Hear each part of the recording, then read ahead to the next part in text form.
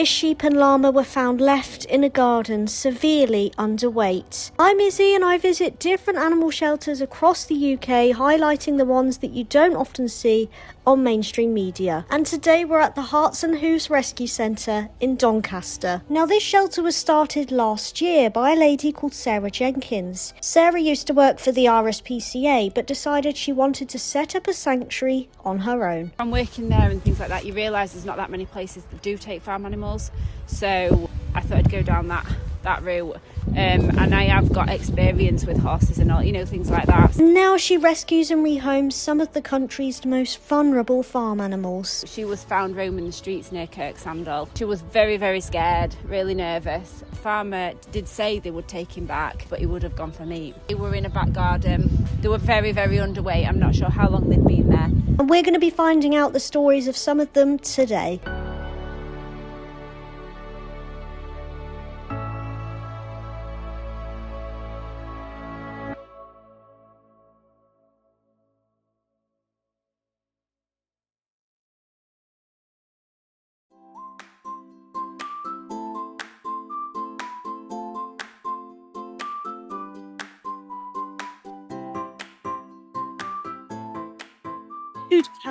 So this is Brandy. Brandy came, she's probably going to knock your camera over now. Brandy came to myself with her foal whiskey. She was very, very scared, really nervous. I still can't get a head collar on her, but Whiskey, her foal, was total opposite. She was always in your face. So I've managed to rehome Whiskey. She's gone to a lovely home, and now just working with Brandy. But she is getting better. So she'd have never done this before and things like that. And depends what mood she's in. So you can stroke her some days, you can't others. But she's just scared. She's certainly not nasty. So she was found roaming the streets near Kirksandall. And it took a couple of people a good few days to catch her. She had a seatbelt around her neck at the time, so she was obviously tethered. But they managed to catch her, took her back to theirs, and then they rang me and asked if I would take her. So she was the second animal that we actually had here at Hearts and Hooves. And she's come a long way, but it is taking a long time.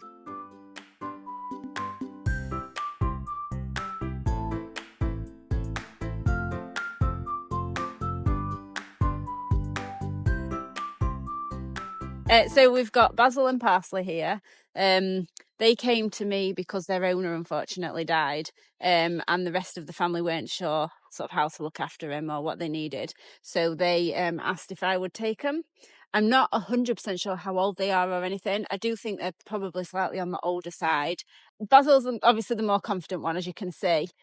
Parsley just stands back and, gets the attention when Basil gets out of the way, really. But they are lovely goats, really, really sweet. So yeah, we're very pleased to have them here. But like I say, not the nicest circumstances why they ended up here, really.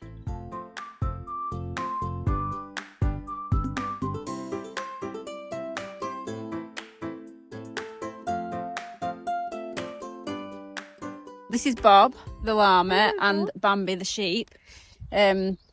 Both ready for a haircut, looking a bit scruffy at the moment.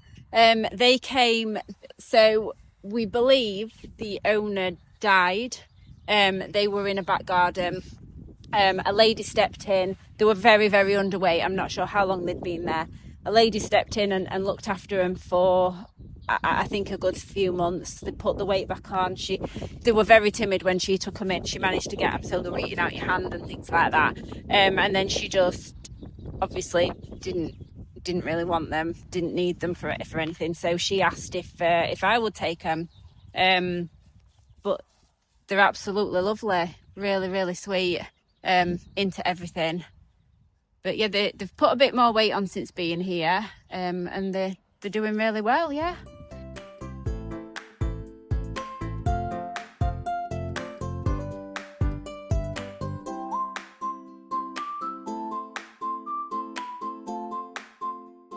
So this is Timmy.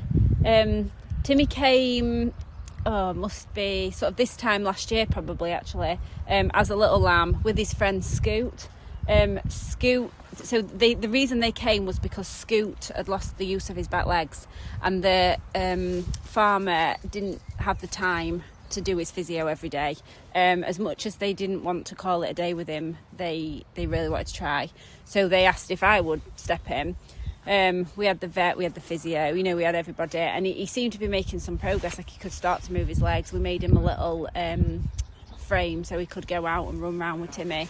But one day it all just disappeared. He lost the use of everything, and the vet said it was time to call it a day. So unfortunately we did put Scoot to sleep. Timmy did stay with us because the farmer did say they would take him back, but he would have gone for meat. So here we have Timmy, and he's just stayed with us ever since.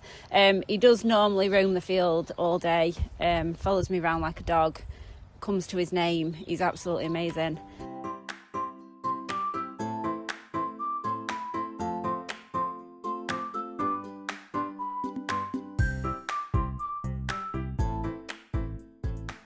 What are the main things that you feel like need more awareness when it comes to farm animals in particular, would you say? I do think people take them in as pets, thinking, you know, the micro pigs, and then they grow bigger and bigger. I mean, I've been dumped with a couple of micro pigs, and I do believe it's because people think that they're going to live in your house forever, and then they just get bigger and bigger.